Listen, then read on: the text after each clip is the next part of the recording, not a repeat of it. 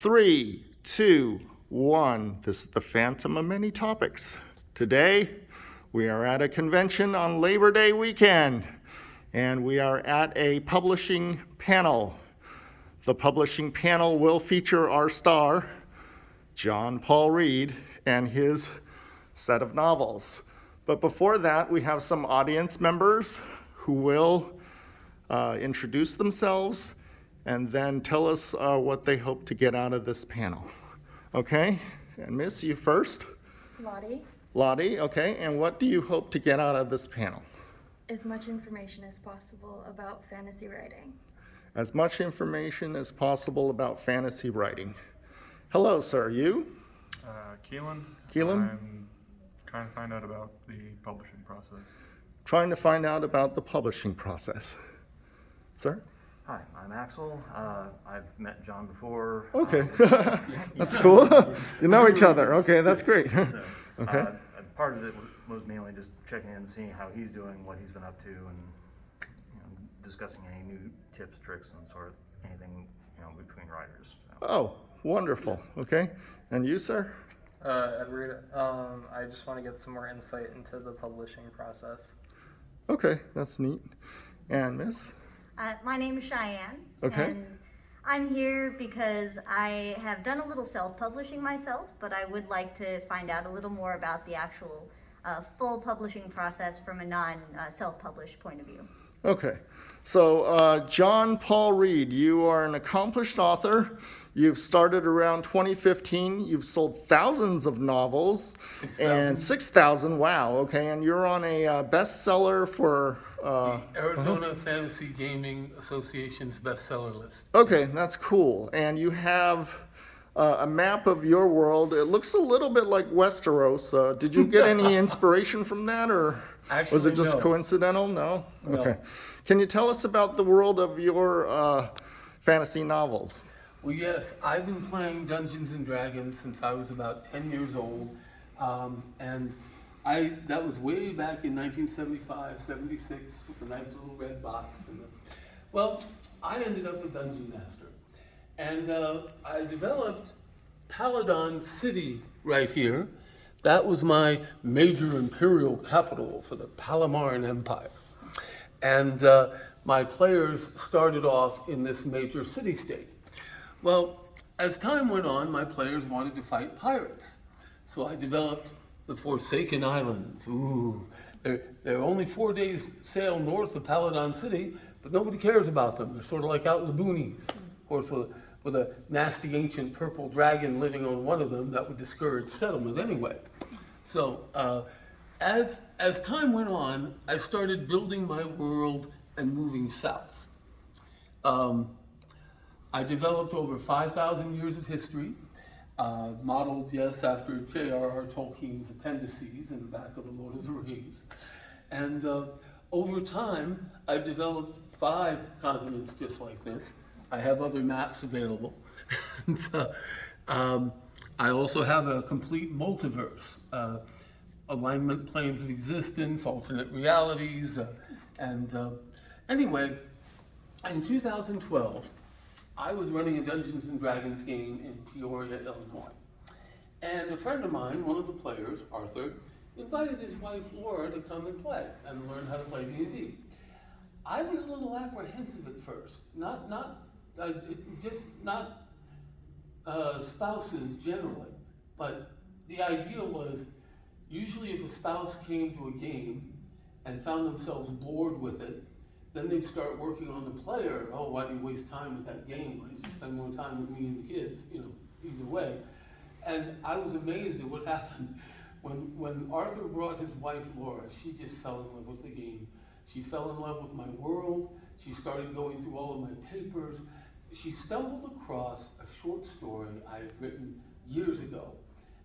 And she read it. She was like, "John, this is wonderful. Where's the rest of it?" And I'm sort of like, Laura, that's all I've written so far. And you know the old saying: behind every great man, there's a wonderful person nagging. Urging them on. Laura is wonderful. we started collaborating on, and she was like, John, why don't you take all this wonderful stuff and put it in a novel? I was, wow, great idea. Anyway, I send a chapter to Laura. She edits it and proofreads it, and that's my tip for all writers. Never proofread your own work. Get somebody else to read it.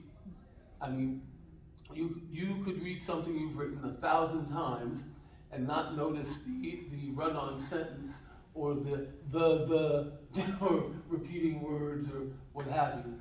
And it's so important to get a proofreader.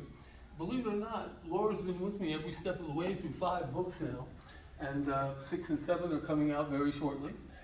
Axel, I want to talk to you about that later. And I've just found a wonderful way to present all the fun I'm having with D&D and fantasy in my world and in my books. Okay, I've spoken a little too much so far. Does anyone have any questions so far on the writing process itself?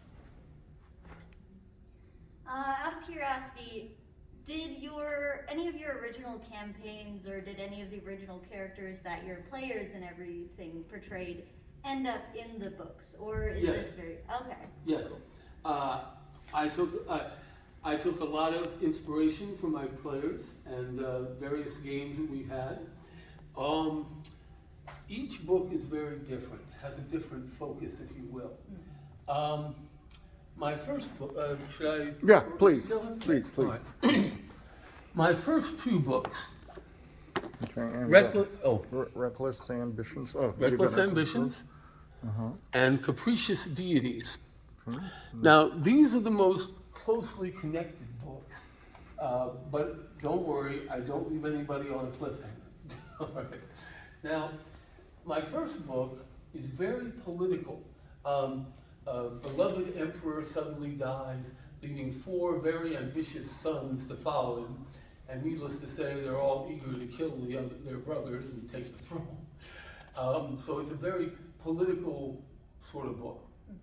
My second book, Capricious Deities, is much more Civil War-ish, where you have big armies and cavalry and noble charges, and oh my goodness, we have to take that hill, or we have to defend that flank, very medieval-based warfare, okay? Now, of course, I'm making tremendous generalizations. My characters, yes, they're love stories, there's all sorts of ambitions, there are all sorts of meddlesome deities who are like, ooh, I should help that person, and another deity saying, no, you shouldn't, I think. Hence the title, Capricious Deities. And I gotta say it, that is my cat. Let me, When I had a cat in the book, Oh. and my cover artist, when he was helping me design the covers, and I'll get to that in a second, a lot of people who self-publish, they don't realize that getting a cover done is a lot of work and a lot of effort.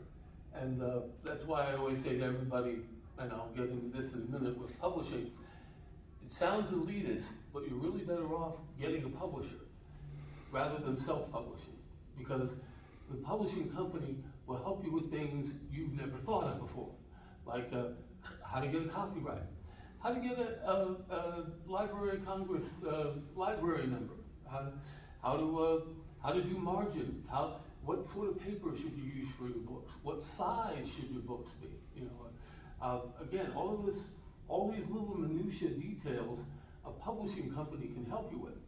Anyway, my wonderful cover artists, Chris Ennett and David Delante. These 2 fellas, they do comic book covers for Marvel, DC, Zenescope. Guess what?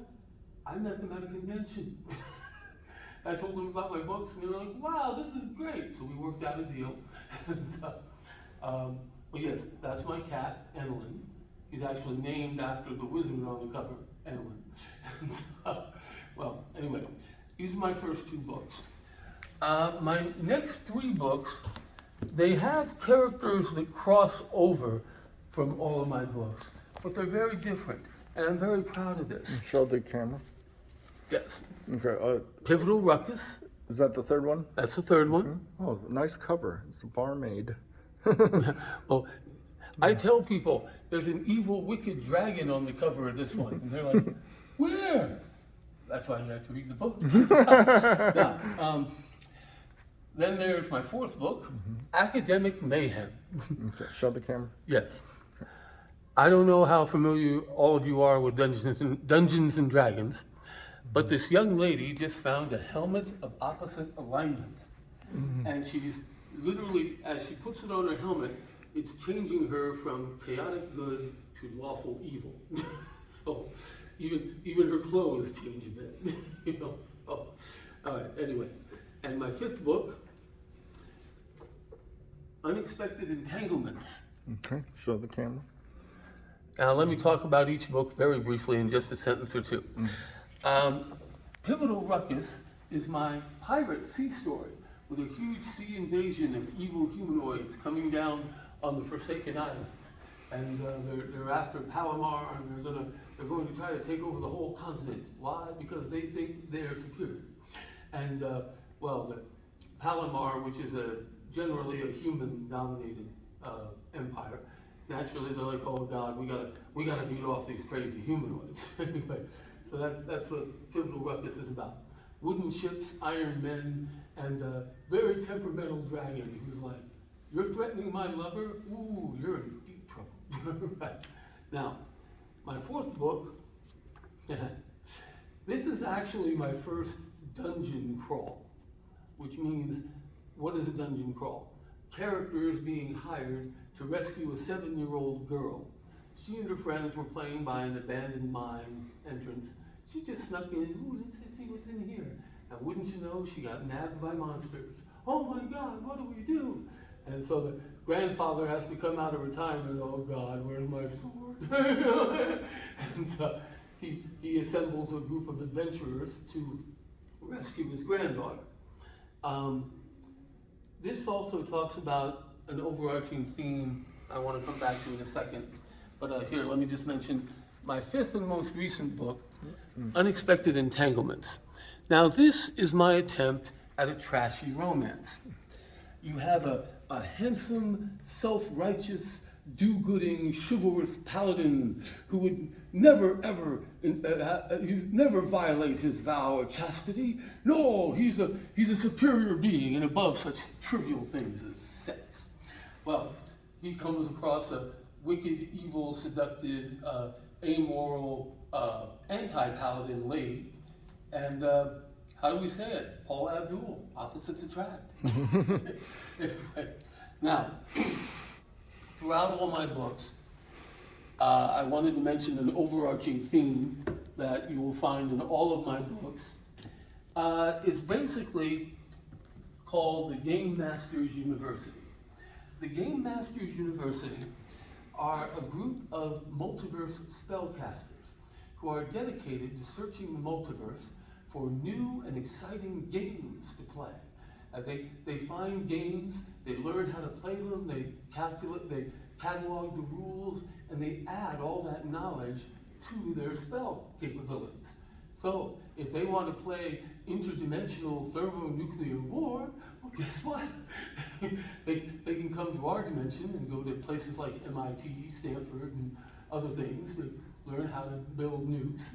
Oh boy, look at what we can do now. Boom. So, my Game Masters University is somewhat modeled after Babylon 5's infamous Psi-Core. The idea is, you want to be a spellcaster, you have magical ability? Great, we will give you everything you want. We will train you, we will help you get that tower you want, or that dungeon you want, or we will let you build up a power. You might even rule your own dimension someday. Just remember, you have to do what we tell you. GMU is mother, GMU is father. Hey, anybody fans of Babylon 5 here? Other than, no? A little I bit? haven't really heard about it. Oh, okay. 1990s sci-fi show. They're a lot of fun, early CGI. Anyway, the idea being that the Game Masters University will help you young spellcasters get anything you want. You just have to do what we say. And if you don't do it, well, we send like 100 magic users to deal with you. You know? Anyway, so all of this is built into my books, into my fantasy world when I still play D&D. Yes, I still play D&D. I'm looking for more players now, and as things ease up with COVID, yes, I know I could play online, but for me, that's not fun. I like making friends, I like social interactions. As things lighten up with COVID, I want to start up a group in the east side of Phoenix, in the Mesa area, and just need a place to play and a good group that's willing to start from first level. But okay, I've said enough about myself. Why don't we move on to publishing and marketing books? Okay, let me tell you a quick story. And I wish Patti Hultstrand was here. She loves this story. I tried 8 different publishing companies in the Phoenix area, and 2 of them recommended me to Patti Hultstrand. Apparently, her company, Arizona Publishing Company, and yes, I'm sad to report that not just with recent events, but previously over the last year or so, she's semi-retired now. She's not taking on any new authors. But at the time I approached her in 2015, she was eager for fantasy authors. She wanted to get more, publish more fantasy books.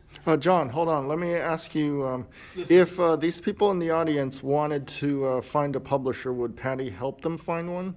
Patty could certainly recommend some. I can certainly recommend some to you. Brick Cave Publishing, literally Brick Cave Publishing, right here in Phoenix. They're a local company. They tend more towards science fiction, but yes, they'll talk with you about your projects and see what might be possible. There are 2 other publishing companies right here in Arizona, and one of them is run by a very good friend of mine, Geeky Phoenix. That's his group on Facebook. I can't remember the name of his publishing company, but anyway, Victor Loreno, and again, you can go through. You can do some research online. There are several other publishing companies right here in Phoenix. I like going local because you want to find a publisher that will let you do your own story and not try to rewrite the whole thing for you when you're finished. That can happen when you're doing with bigger publishing companies like Tor, Macmillan, or some of the other bigger publishing companies out there. Wow, this is great, terrific. Now we want to rewrite it. Now, that in publishing is the hardest thing about getting a book published, and I want to ram this point home so that everybody understands it. No book is perfect. So many authors bleed their hearts into it. Every word is precious. Can't you just publish it the way it is, the way I've written it? No. Every book has to be edited. Every book has to be gone over, proofread, edited, and this is a heart-wrenching process. Hold on. Let me ask a question from the audience. Is anybody currently working on something they're trying to get published? You are. Okay. And did you want to tell us a little bit about what you're trying to get published? Right now, I'm kind of exploring 2 different avenues as far as publishing goes. On the one hand, there was a piece I did a couple of years ago that I threw up on Wattpad, kind of out of spite. Never underestimate the power of spite when it comes to being a writer. Yes. The second is a fantasy piece that I did several years ago. I've been trying to secure an agent first, and going the traditional query route and whatnot. Okay. Well, I think John can help you with that, with Yes. the suggestions he made before. Yeah. I'm a great believer in doing things by steps. And yes, finding an agent is great. The trouble with finding an agent is they really want you to be a success first. Then they're eager to help you.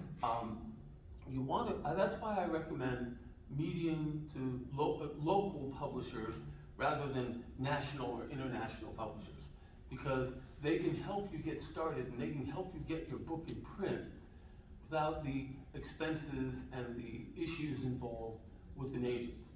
I mean, when I approach agents, I still get turned down. Oh, that's great, you sold 6,000 books in 5 years? That's terrific for an unknown author.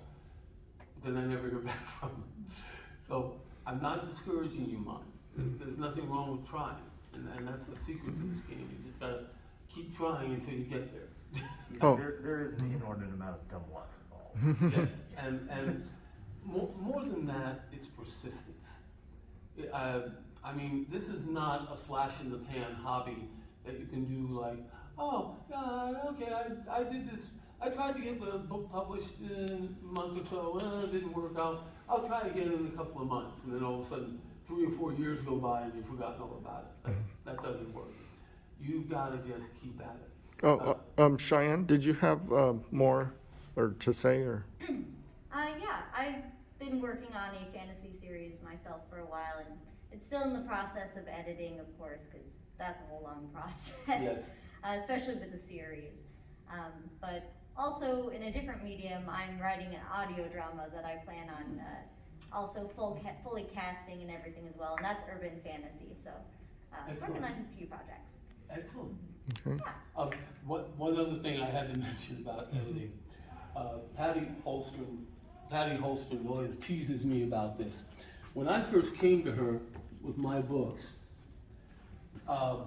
these 2 books were 1 volume, and she read the whole thing, and when she came to me and said, John, this is wonderful. Oh, yeah, my first 2 books. First 2 books. First 2 right. books. Okay. She's like, John, these are wonderful. These are excellent. This is an excellent book. Don't worry, we're going to cut it in half. Now, when she said that, I momentarily panicked. Oh my God, half of it is crap. No one's going to read half of it. No one will make it. The other half without the half would not make any sense. This is terrible. And yeah, I was freaking out. I was panicking. I was like, Patti, you mean half of my book is terrible? She's like, no, John. Book 1, book 2. Right. And by the way, Patti honed my writing. She took 4, I'll never forget this, she took 4 paragraphs of what I wrote, showed me how to reduce it to 4 or 5 sentences. I didn't lose a thing in plot or content or what I was trying to get across with what was happening. Mm-hmm. But my goodness, like this would have probably been like this in my original manuscript. So the toughest part about writing and editing your books is getting the editing done, because some authors are so, oh, I love that phraseology, it's so beautiful, but you can say that whole paragraph in 1 sentence. Okay, I've hammered that point home, I think. Too. Okay. Oh, before we go on, is there anybody else who would want to plug what they're doing in terms of trying to get anything published, or anybody else? No? Going once, going twice? No? Well, if we're plugging, Yeah. Yeah, go ahead. I do happen to have a website. Okay. CheyenneBramwell.com. Okay. I'm sure you folks can link Yeah, it. yeah, we're gonna link it after the presentation. Anybody else want to promote their website or anything? Plug yourself. Yeah. Yeah. Because, the pandemic has been running around, and because, oh God, I can't do IT anymore. I'm currently in the process of getting a professional game mastering service going. Oh, wonderful!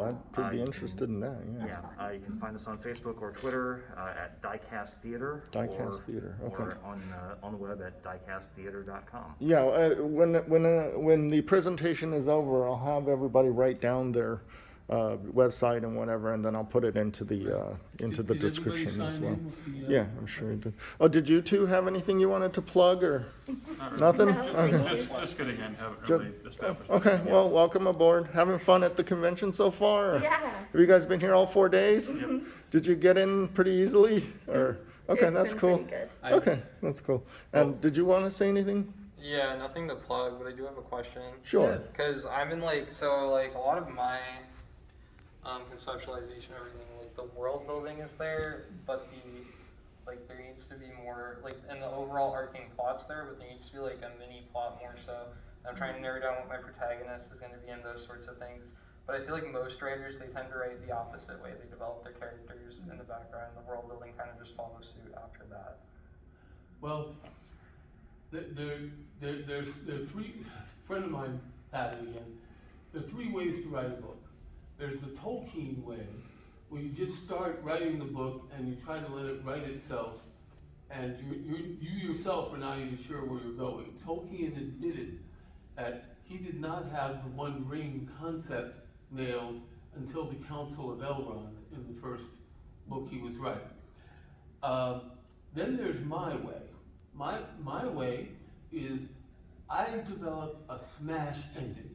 Here's the climactic major ending, final spell battle or a huge war or big giant collapse or dragons dueling or, I develop my ending. And I'm like, okay, I want to get to there.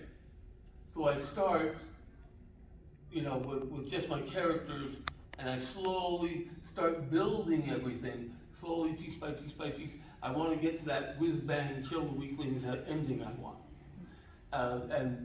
This way is favored by, there's so many authors. Michael Moorcock, well, good heavens, I think Lovelace, the Cthulhu fellow, Lovecraft. Anyway. Brain freeze. Lovecraft. I think he did the same thing.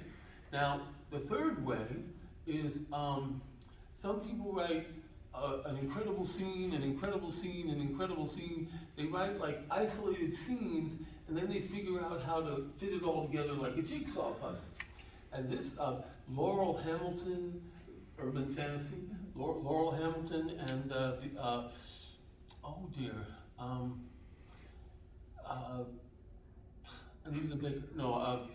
I'm another brain freeze. Yeah, we're all getting old. Right. Well, again, there are these three ways to write a book, and you just have to find the one way that fits you best.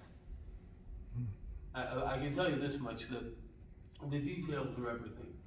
I mean, if I mention the Drunken Kitty Cat Tavern, and I say, oh yes, my characters constantly go back to this tavern, I'm not going to rename the tavern like in chapter 8 when it was named the Drunken Kitty Cat in chapter 4. People love that consistency. As a friend of mine once pointed out at a convention, you've got to pass the nerd factor.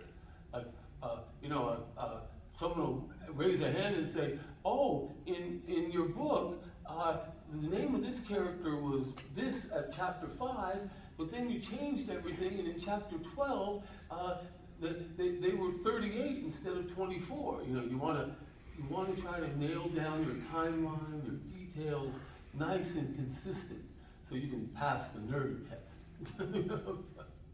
Well, okay, I'm babbling again. Moving on.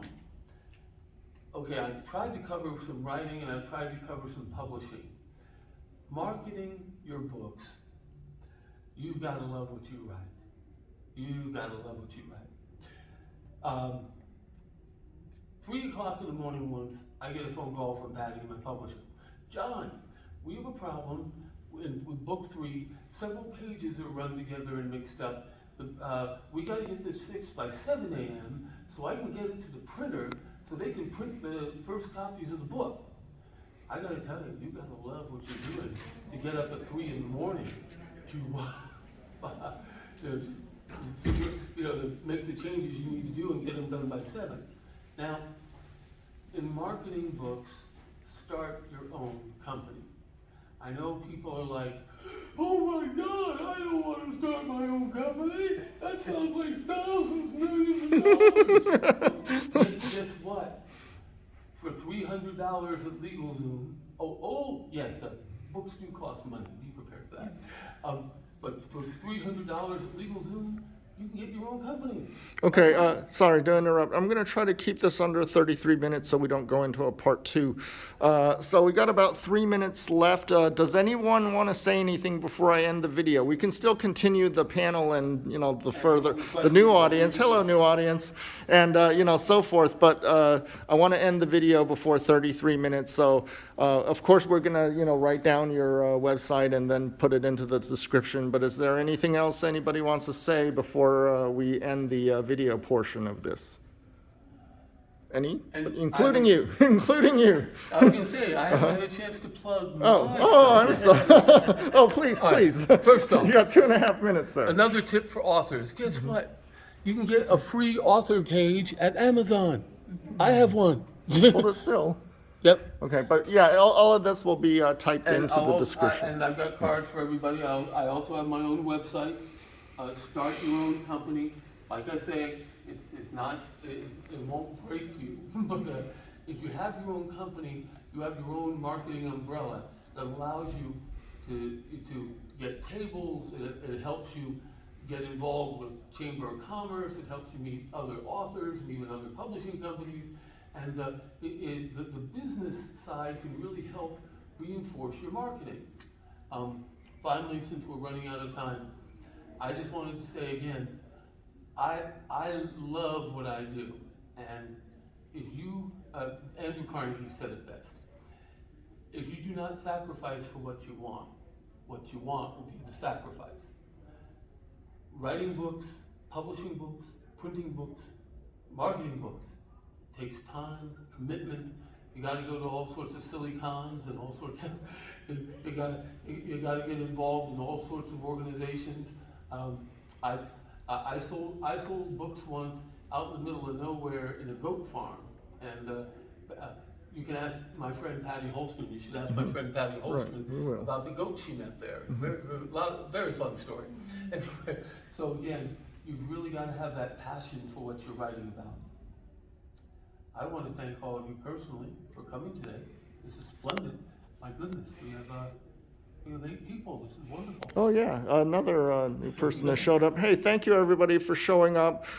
So we got about 45 seconds left. If there's anything anyone wants to say before we shut down the video, we can still continue to talk and chat afterwards and get your information so that we can plug your, your advertisement or what. Oh, go ahead. Oh yeah. No, I just wanted to say it was striking to see on the cover one of those, and I'm sure there might be like a Aztec influence Yes. in the cover. So is there a culture that is based off of Aztec culture? Okay, hold that thought for a minute. Thank you, everybody. This is the Phantom of Many Topics signing off. Oh, everybody's waving. You guys want to wave to the camera? Okay, thank you, everybody. Bye-bye.